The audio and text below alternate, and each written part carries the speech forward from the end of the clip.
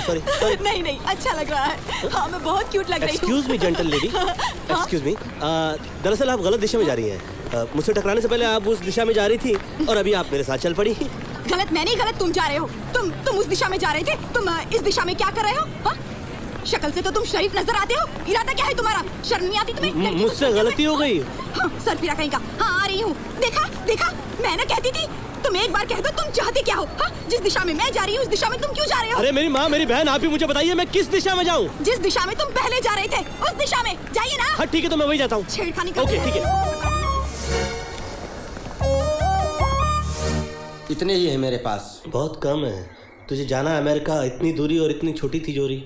बेहतर है तुम मुझे दे दे। बाबूजी के कोर्ट का कल फैसला भी है और वकील को जुबान दी है मैंने। नहीं तो तू जबान की बोली लगा के वकील को पैसा इकट्ठा करने के लिए बोलना, और मैं ये पैसा नहीं दूंगा। तू ये पैसा कोर्ट कचहरी में नहीं लगा रहा है, तू ये कुएं में फेंक रहा है। तू समझ नहीं रहा बात को। गलत बोल रहा है तू। शिक्षक देश का भविष्य बनाता है, उसका वर्तमान देश नहीं बिगाड़ सकता।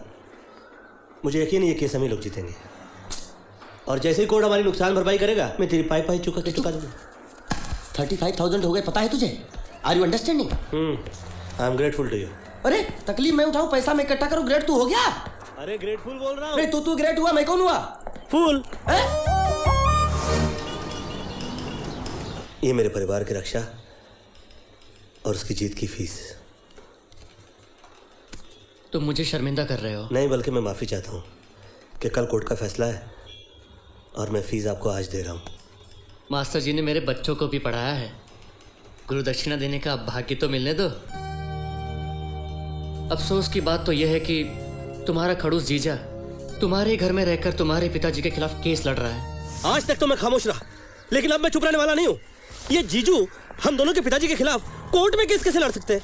नहीं, अपने ससुर के खिलाफ लड़ने को इनको शर्म नहीं आती? मैं क्या करूं, वो मेरी सुनते थोड़ी हैं।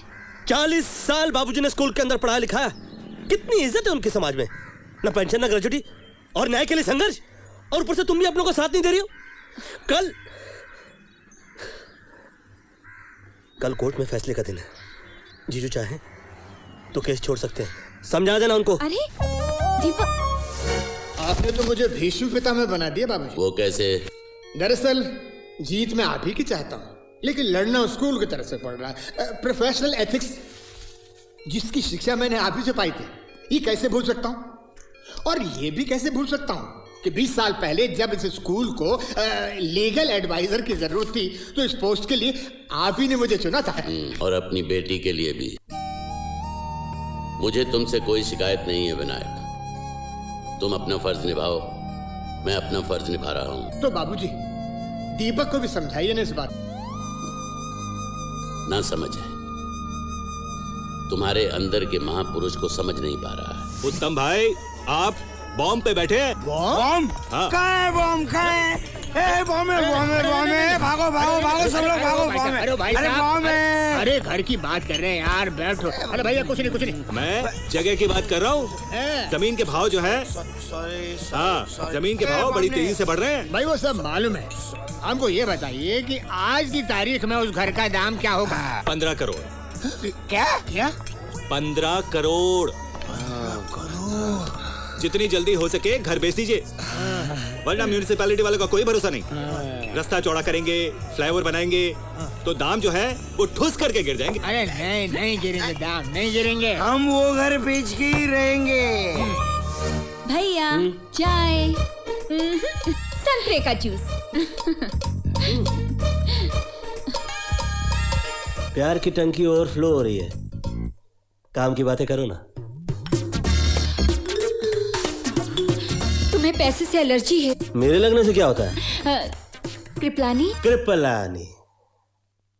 कृपया करके घर बेचने की बात दोबारा मत करना। कृपलानी बहुत अच्छी कीमत दे रहा है। बाबूजी ने इस घर की नींव खुद अपने हाथों से डाली थी। यह घर उनके पैसों से नहीं, खून पसीने से खड़ा हुआ है। ये कमरा जहां पर हम लोग ये सब बातें कर रहे हैं, ये कभी मैटरनिटी रूम हुआ करता था। यहीं पे हम सब पैदा हुए, माँ ने यही लोरियां सुनाई। जब भी मैं यहाँ सोता हूँ बड़ी मीठी नींद आती है। मेरे लिए ये घर अनमोल है, मैं इसको किसी कीमत पे नहीं बेच सकता।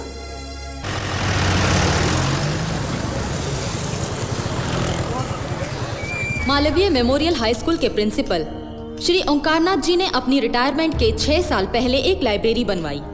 ये काम विद्यार्थियों के हित में था, लेकिन स्कूल कमेटी के फैसले की राह देखे बगैर उन्होंने ये लाइब्रेरी बनवाई और स्कूल को 20 लाख का नुकसान उठाना पड़ा। इस नुकसान की भरपाई करने के लिए स्कूल कमेटी ने श्री ओंकारनाथ जी की 6 साल तक की मासिक आय, आज तक की पेंशन और प्रोविडेंट फंड, कुल मिला के जो रकम आज की तारीख में ब्याज सहित 10 लाख होती है, स्कूल के पास पैसे ना होने का कारण बताते हुए दी नहीं।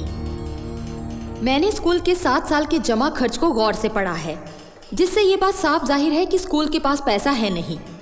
इसलिए ओंकारनाथ जी स्कूल की तरफ से जो 10 लाख रुपए मांग रहे हैं, वो देना सचमुच नामुमकिन है। लेकिन कोई स्कूल कमेटी किसी शिक्षक को उसकी मासिक आय, पेंशन और प्रोविडेंट फंड से वंचित नहीं रख सकती। माफ कीजिए योर ऑनर, आप खाली गिलास से पानी पिलाने की बात कर रही हैं। स्कूल कमेटी के कानून तोड़ने के जुर्म में उल्टा श्री ओंकारनाथ जी को हमारी नुकसान भरपाई करनी चाहिए, कम से कम 25 लाख, क्योंकि सारे पैसे लाइब्रेरी में उड़ाने के बाद स्कूल की आर्थिक हालत जो बिगड़ी है वो अब तक सुधर नहीं पाई। हिसाब आपके सामने है, आप देख लीजिए। आप गंगा उल्टी बहाने की कोशिश ना करें विनायक जी। पैसा नहीं तो ना सही, पेन की जगह पेंसिल, इस न्याय से स्कूल को उतनी ही कीमत की कुछ प्रॉपर्टी देनी पड़ेगी। ये अदालत का फैसला है। स्कूल के पास क्या प्रॉपर्टीज हो सकती हैं जज साहब? कुर्सियां, टेबल्स, ब्लैक बोर्ड्स, चॉक्स चाहिए? बोलो बोलो। हाँ जज साहब, स्कूल के पास एक बस है। अगर इनको मंजूर हो तो बस ले सकते हैं। बस चाहिए? बोले बोले बस। पैसे की जगह बस देंगे, ये कैसा न्याय है? अरे चाहिए एक हाथी, लेकिन हाथी नहीं है तो क्या हाथी के वजन के चूहे देंगे? ये अजीब है ना। अरे ये काम धंधे के लिए बस दे रहे हैं, ये वो बस दे रहे हैं जो चलती है। I am confuse. अदालत का फैसला मुझे पागल की हंसी जैसा लगता है, जैसे पागल हमारी तरफ देख के हंसता है और हमें मालूम होता है इसकी हंसी का कोई मतलब नहीं। सालों साल कोर्ट में चप्पलें घिसने के बाद और इतना सारा रुपया लगाने के बाद हमारे हाथ क्या है? एक बस। बस अरे तू बहुत निराशावादी हो गया है तुरे। क्या निराशावादी हो गया? तू बात समझ नहीं रहा है। देख, अंग्रेजों में एक कहावत है कि हर काले बादल के ऊपर एक चांदी की लकीर होती है, जिसे बेच नहीं सकते। अब लंदन में कोहिनूर पड़ा है, हमारे किस काम का? तू लंदन क्यों पहुंच गया? तू प्लेट की बात कर ना जो सामने पड़ी है। ये देख, ये मां ने मैंने बस बेची और मुझे 5 लाख रुपए मिले। इसमें से 1 लाख रुपए फिर से मैंने तुझे दिए, 1 लाख रुपए मैंने वकील को दिए। अब तेरे बनते तेरे 32-35 है। अगर तूने बैच पे भी बैच पकड़ लिया तो भी वो तो समझने वाली बात है ना। अभी 3 के ऊपर मेरी 3 की कमाई, तो 3 क्यों ऐसे आने वाले हैं। अब इसमें से 1 लाख रुपए मैंने तुमको अमेरिका जाने के लिए दिए। तो वो कितने गए देखो।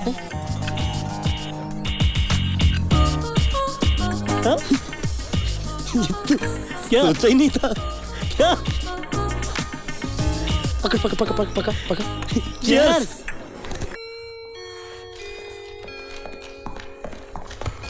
कहाँ रखूं? ये इसका पेपर में इश्तहार देना पड़ेगा। अरे इतना बड़ा केस थोड़े था कि अखबार में जीत का इश्तहार देना पड़े। नहीं, मैं केस की बात नहीं कर रहा हूँ, मैं बस की बात कर रहा हूँ। इश्तहार देंगे, बस बिकेगी तो पैसे आएंगे। और लगे हाथ 3 हिस्सों में बढ़ जाएंगे। कभी कभी सोचता हूँ कि देवी देवताओं की तरह मेरे 3-3 हाथ पैर होते, एक आंख यहाँ, एक हाथ यहाँ, एक टांग वहां, तो बांटने में आसानी होती।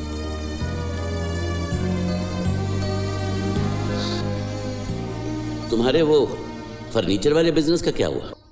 बाबूजी, सुना है आजकल ठेकेदार लोग बगैर परमिशन लिए पेड़ काटने लगे हैं। बात समझ में नहीं आई मेरे। उसके पहले जूनियर कॉलेज में पढ़ाने जाते थे, वो भी छोड़ दिए। वो तो आप तो जानते ही है ना, ये लोग तनख्वाह देते थे हाथ में 7,000 रुपए और दस्तखत करवाते थे 15,000 पर। और जब मैंने तकरार की तो उन्होंने करार कैंसिल कर दिया। जी। अब तुम्हें एक और इम्तिहान देना है। राजश्रीकृत विवाह देखना है? अरे वो नहीं। हाँ? ये नीचे। रूट परमिट, सोनावाड़ी से रत्नाकर चौक तक। ये किस लिए? बस के लिए। पर बाबूजी, मुझे इस बिजनेस के बारे में कुछ पता ही नहीं है। पानी में गिरोगे तो तैरना सीख जाओगे। देखो मेरी बात मानो, बस को बेचो नहीं, बस को चलाओ। थोड़ी आमदनी, थोड़ी लोगों की सुविधा, और फिर अपने हिसाब से मुझे लगता है ये काम तुम्हें बहुत अच्छा लगेगा। आप कहते हैं तो ठीक है। देखिए, एक बस के अंदर 60 सीटें होती हैं। ऑन एन एवरेज एक सीट का होता है कम से कम 10 रुपया। तो उस हिसाब से अगर बस पूरी हाउसफुल होगी तो 600 रुपया एक बस के अंदर एक ट्रिप का मिल जाएगा। तो उस हिसाब से देखा जाए अगर, तो दिन में 24 घंटे में कम से कम 18 घंटे तो काम करेंगे। तो एक ट्रिप का 3 घंटा हुआ तो 18 को अगर हमने 3 से भागाकार किया तो उस हिसाब से दिन में 6 ट्रिप हो जाएगी। और एक ट्रिप का अगर 600 रुपया हो गया तो 6 ट्रिप का 3600 रुपया हो गया। तो उस हिसाब से पूरे दिन के अंदर अगर 3600 रुपया कमाया तो हफ्ते भर में 25,000 रुपये तो चक्कर चला लिया। तो हफ्ते भर में 25,000 रुपये का चक्कर चल गया तो साल भर के अंदर एक बस का जुगाड़ होता है कम से कम 12 लाख रुपया।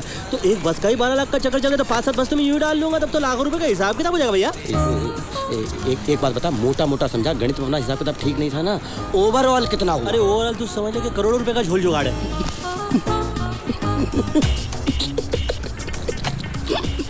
जाना अमेरिका? जाना है? हाँ? मैं अमेरिका क्या हो गया? अब पागल हो गया क्या? अरे पैसा वैसा बाद में मिलेगा।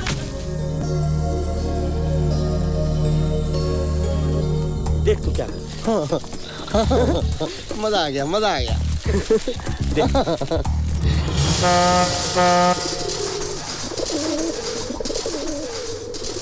नर्सरी से पेड़ पौधे खरीद के नहीं ले जाने, बस ले जानी है। आगे चलिए, यही बस है।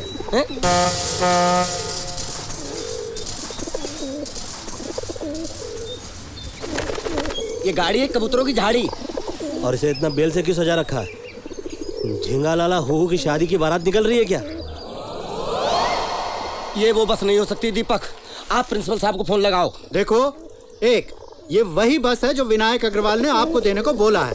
2 प्रिंसिपल साहब आज छुट्टी पर हैं। 3 आप जल्दी से यहाँ साइन कीजिए। और 4 मास्पिटी करवा रहे हैं आप बच्चों से? कितना गिनवाएंगे? कितना गिनवाया था तूने? साल का 10-12 लाख। इसे भंगार में भी बेचूं तो लाख क्या, कांच की चूड़ियां भी नहीं खरीद पाऊंगा माँ के लिए। जे कभी कुछ भी नहीं है उससे कुछ तो होना अच्छा है ना। अच्छा है क्या? अच्छा है।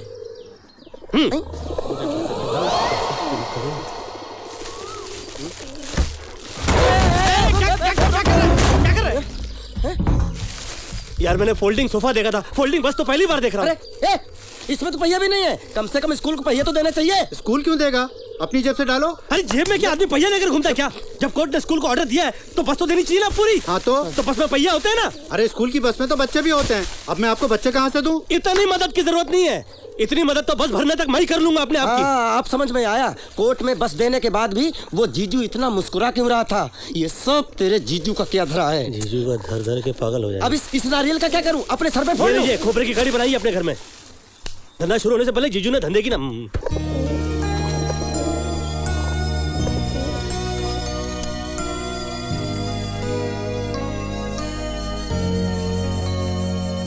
इतने सोने का तो मैं 10,000 ही दे सकता हूँ। अच्छा, तेरा 10। तेरा? अरे एक बार बोला ना 10। अच्छा हाँ। तेरा इतने में हो जाएगा ना?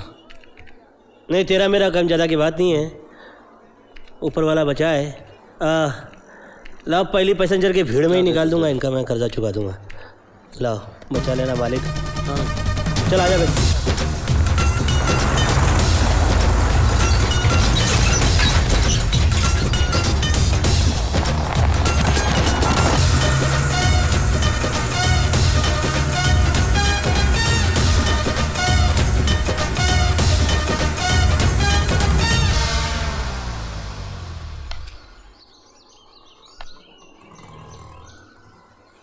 मामू, मैंने पापा से बस के लिए एक नाम पूछा, उन्होंने कहा चल।